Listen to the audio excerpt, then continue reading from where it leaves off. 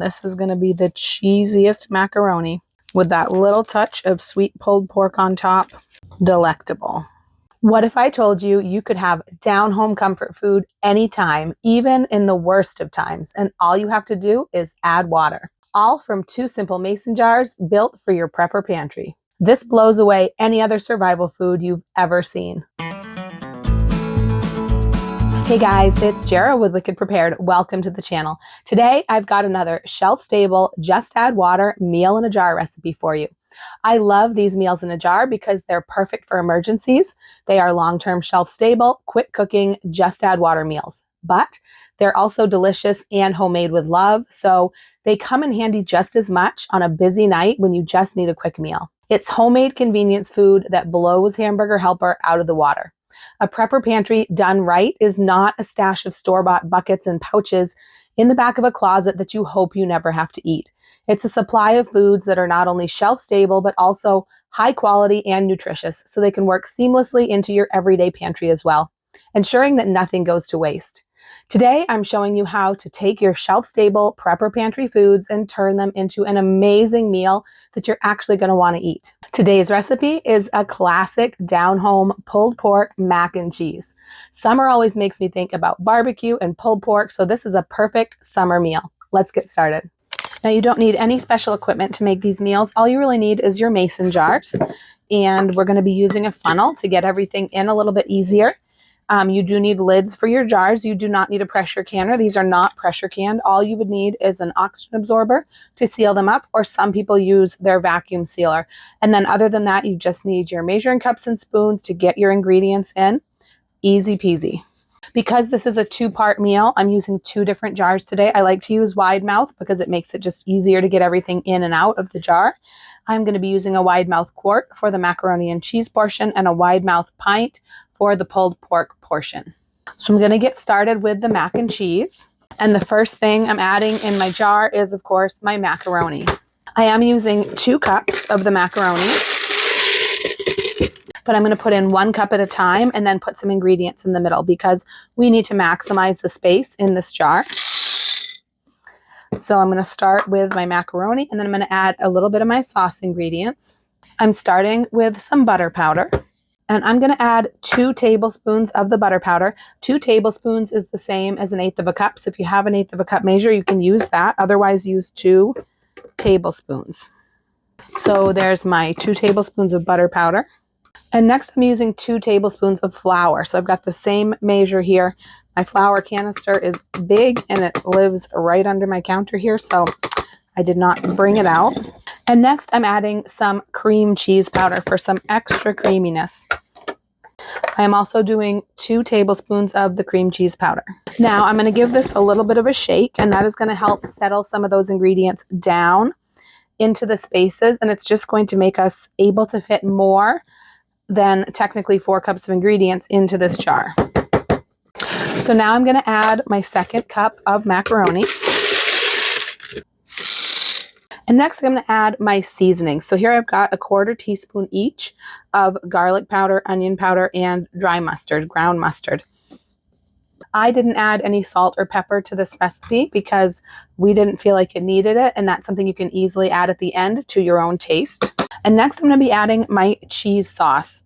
So this is a big component of this recipe. Obviously, I'm using Thrive Life's cheese sauce powder. I really like this sauce and all of their sauces, honestly, because they're gluten-free, number one. They come in a sealed can that has a 10-year shelf life, so that's really wonderful. And they just thicken really nicely without clumping, which I enjoy. Of course, this entire recipe is not going to be gluten-free because I'm using regular pasta and regular flour. But if you do have to be gluten-free, we're not really a gluten-free household. I just like that these sauces are gluten-free because I know a lot of people do need that. So if you needed to make this gluten-free, you could use gluten-free pasta and a gluten-free flour. I'm using a cup of the cheese sauce powder, but I'm just going to be putting it in a 1/2 cup at a time. I just think that's going to be easier to work with. So there's a 1/2 cup. Shake that down in there. And my other 1/2 cup. Get that worked down as much as I can because I do need room to put my final ingredient in here. and that is freeze-dried shredded cheddar cheese. Now, of course, there is real cheddar in the cheese sauce powder, but there's something a little bit different about adding the real cheese and letting it melt in there. It gives it that extra ooey gooey cheesiness. So I really like to have that in my macaroni and cheese. Now this is going to be a separate ingredient that's going to be dealt with separately, so I'm going to be putting it inside of a baggie. I don't typically like to do that with my jar meals. I like them to just be dump, add water, and go. But every once in a while, it's worth it for the effect that you get. So I'm going to go ahead and put 1 cup of cheese into this bag. The reason I'm using a fold top bag instead of a zip top bag is that, number one, it's going to be a lot easier for me to get this to fit inside of here without that stiff zipper. But number two, when I put an oxygen absorber in, I want that to be able to react to the oxygen that's inside the bag. Also, I don't want that to be sealed off and have some oxygen that's in this bag that doesn't get dealt with, because the oxygen absorbers basically reacting with the oxygen and removing the oxygen is what makes these able to last so long, because oxygen is what's going to react and change a lot of the things in the food and make them rancid and things like that. So I've got my 1 cup of freeze-dried shredded cheddar. Now, if you had a different kind of shredded freeze-dried cheese that you would have rather put in, like a Monterey Jack or something like that, you could certainly do that instead. I like this cheddar. I'm just going to press that down in there so that when I take this out, it's going to come out all together. This jar is ready to go, and there's room in there for my oxygen absorber. And here is the cheesy macaroni and cheese meal in a jar, ready to go on the shelf.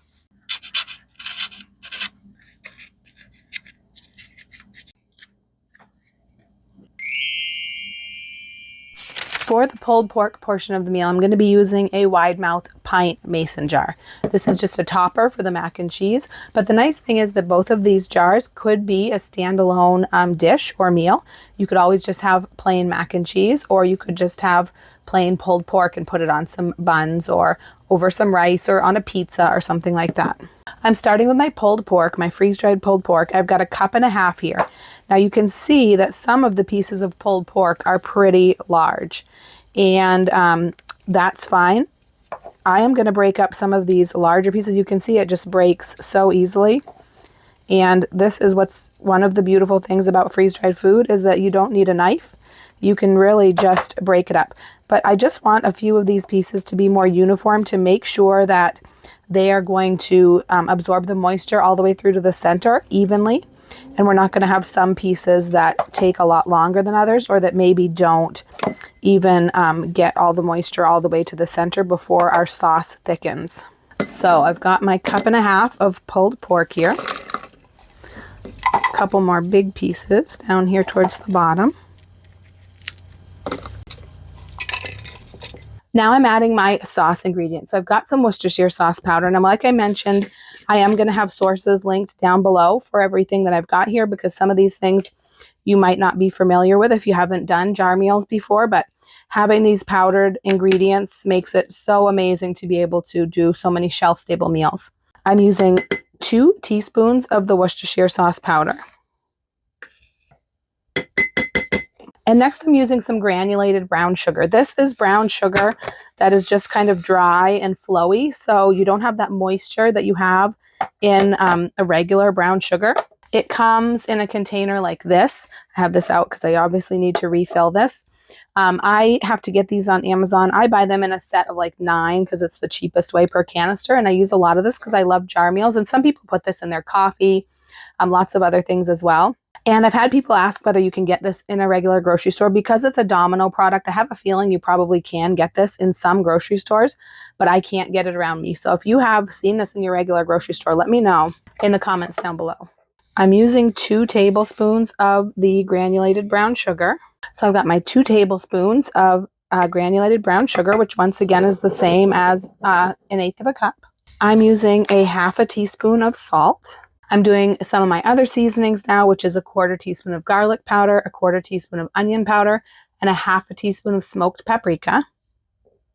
That's going to give this a nice smoky flavor and a little bit of extra color. In the past, I have sometimes used hickory smoke powder, a little bit of that in a dish like this, in like a barbecue type of dish.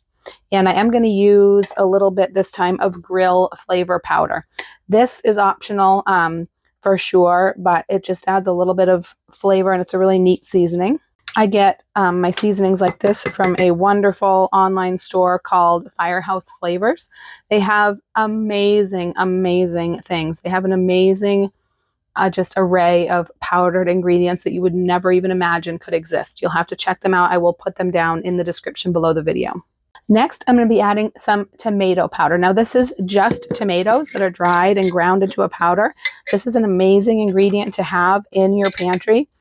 It is so rich and it's so versatile. So you just, you can mix this with water, and by varying the amount of water, you can get tomato paste, tomato sauce, or tomato juice. You can use this to make all sorts of wonderful dishes like we're doing today.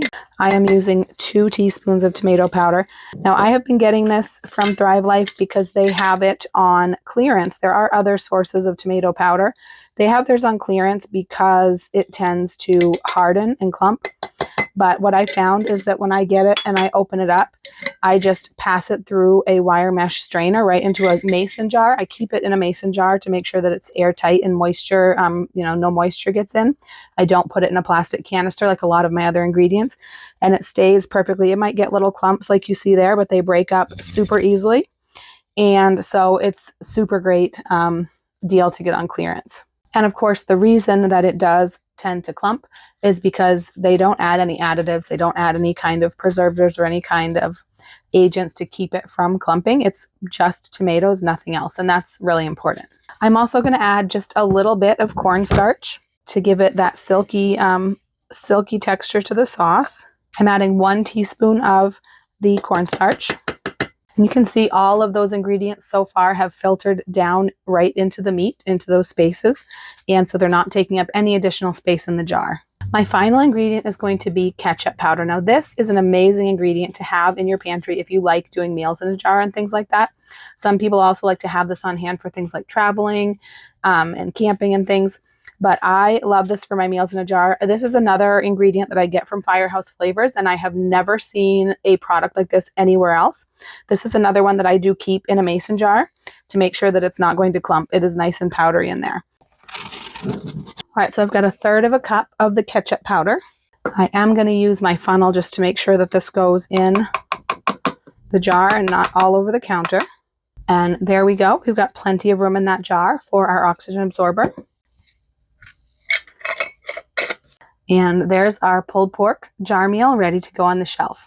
Now I'm going to show you how to fix this up into a meal. The very first step is going to be to open up the macaroni and cheese meal.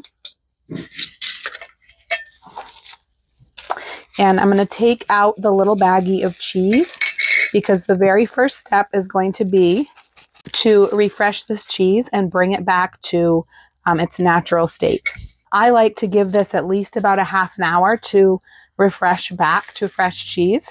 And so I'm going to start this first. I've got a little container here and I'm going to dump the cheese in. Now you could actually do this right in the baggie, but if I'm home, I like to do it in a container. But if this was an emergency and the power was out, I definitely would do it in the baggie because I wouldn't want to have extra dishes to wash. So you would just pour the water right in here and kind of massage it around with your fingers and just let it set in here. I'm going to add it to this dish, and I'm going to add about 3.5 tablespoons of cold water.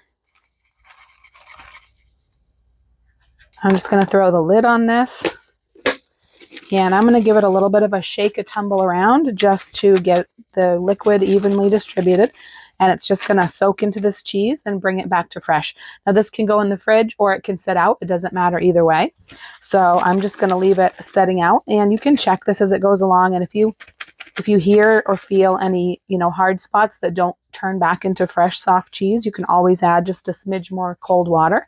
You can even use a spray bottle if you want. Some people like to do that. I usually just pour it on this dish. It's not going to be super important if there's a tiny bit of extra water. I usually don't like to have any extra water left because I don't really like to have to drain it off. But in this case, this is going to go right into our mac and cheese. So a little bit of extra water is going to be fine because it could go right in the dish as well.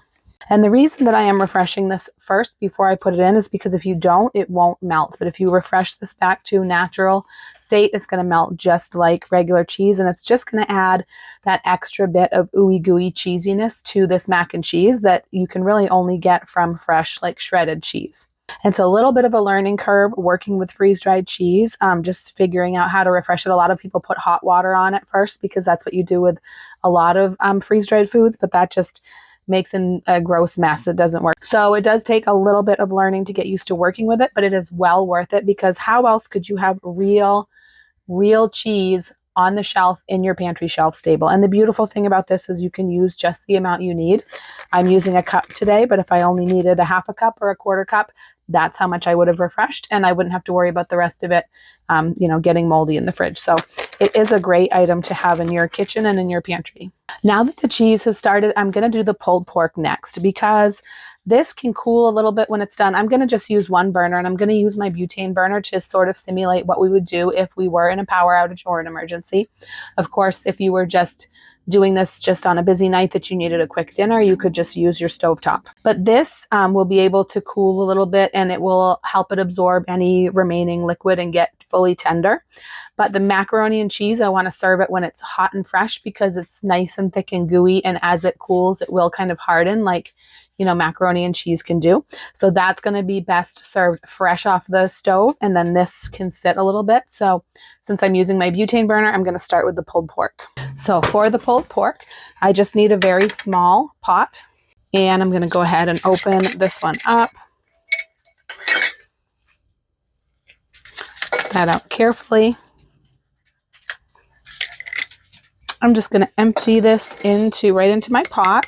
And I'm going to add about 1.5 cups of cold water. I am going to pour it into this jar first because I like to rinse out any last little bits of powdered ingredients that might stick to the jar.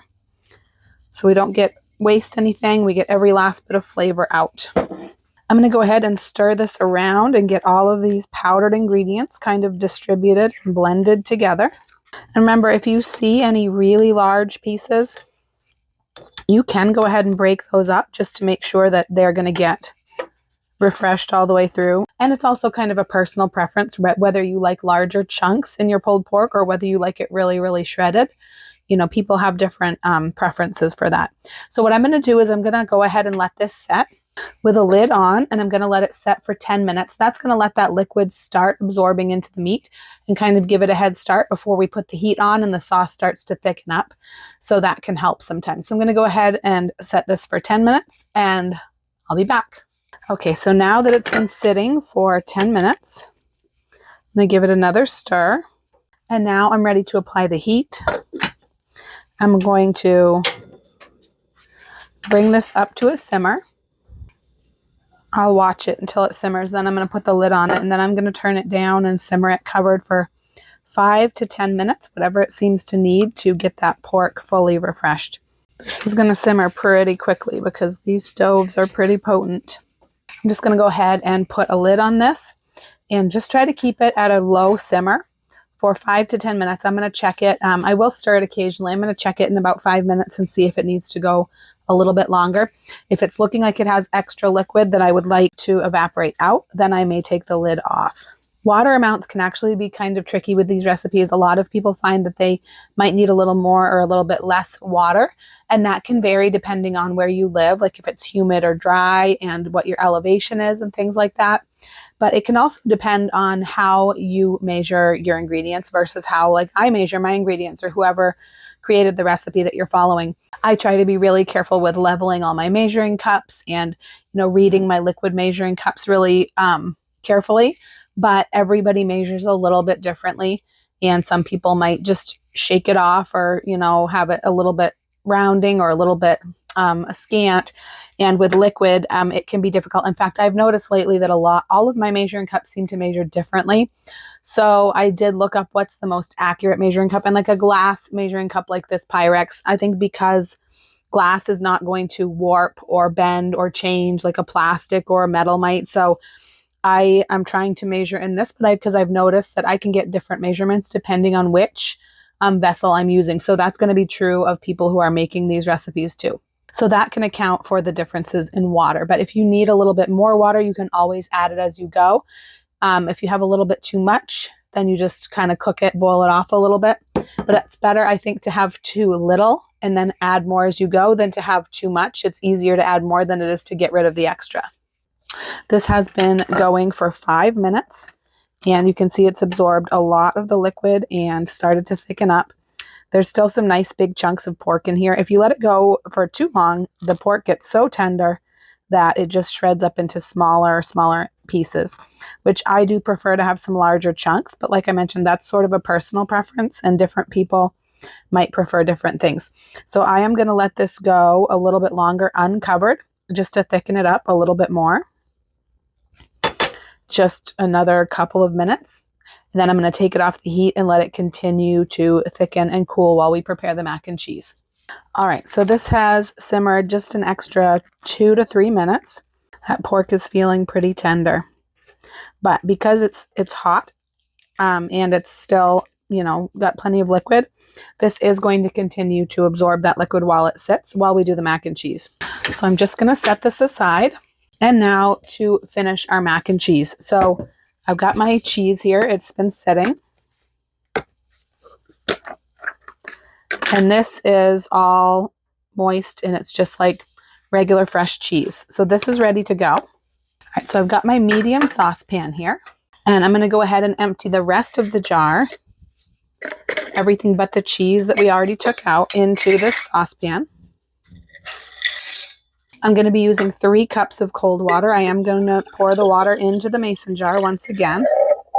Get out those remaining powdered ingredients. And I'm going to just add this water to my pan and give it a mix and get everything blended. There probably will be a few little lumps remaining. The butter powder and the cream cheese powder, they sometimes have lumps that will melt away as it heats. I just want to make sure that the flour is getting all blended in so that we don't have clumps of that, and that will blend pretty easily as I mix this. All right, so that's pretty well blended. Don't have to go nuts.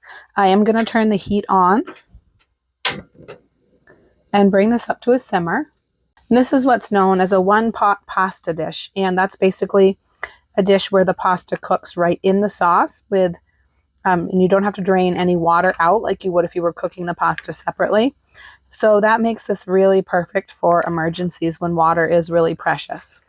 You can see how this is just smoothing out as it heats. Clumps are melting away. All right, this is starting to simmer, so I'm going to go ahead and turn this down. I'm going to add the lid, and I'm just going to simmer it for about 11 to 12 minutes. Now that is based on the cook time of this macaroni, which I'm assuming the cook time on most macaronis is going to be the same, but you might want to check the package, whatever you purchase. And the macaroni that I have says 11 to 13 minutes cook time. So that's basically going to be the cook time of our macaroni and cheese. I am going to stir this pretty regularly throughout because we definitely don't want our pasta to stick to the bottom of the pan, and simmer it pretty low. I found if I let this get too high and bubble too much, it can make the sauce get kind of grainy. I can keep it on a nice low, slow simmer. It's nice and smooth. All right, so this has been simmering for 11 minutes. Now the hardest part of this with this stove is keeping it at just a simmer, because the stove really goes so hot. I turn it down as low as I can. But look at how nicely this is thickened up. And so as long as the macaroni is tender, it's going to be done. And if the macaroni needs another minute or two, we'll let it go. That macaroni is perfect. So what I'm going to do now is I'm going to turn off the heat, and we are going to stir in the cheddar that we refreshed while it's off the heat and let that melt. Getting this little bit off the lid. All right, so now I'm going to get this started stirring in so it can start melting. You can already see it starting to do the ooey gooey thing, which is what we love in our mac and cheese. That's what makes it like homemade, that ooey gooey stretch. Look at the cheese. That is amazing. This is going to be the bomb. This is going to be the cheesiest macaroni with that little touch of sweet pulled pork on top. Barbecue pulled pork. This is going to be delectable. So that looks like that's mostly melted and stirred in. And here is our pulled pork. You can see it's cooled off a little bit, but it's still hot. It's thickened up. I've still got some nice chunks of pork, but I can tell that they are tender. And this is ready to serve. So excited. Got a nice big bowl here. Our cheesy macaroni.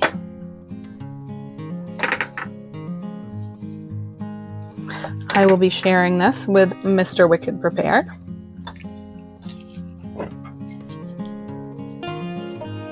There we go. That looks absolutely amazing. It smells amazing. I cannot wait to dig into this. All right, I am ready to dig in and give this a try.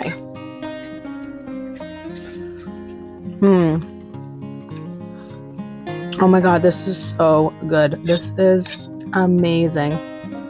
Now this is comfort food. This is one of my most favorite comfort foods to eat.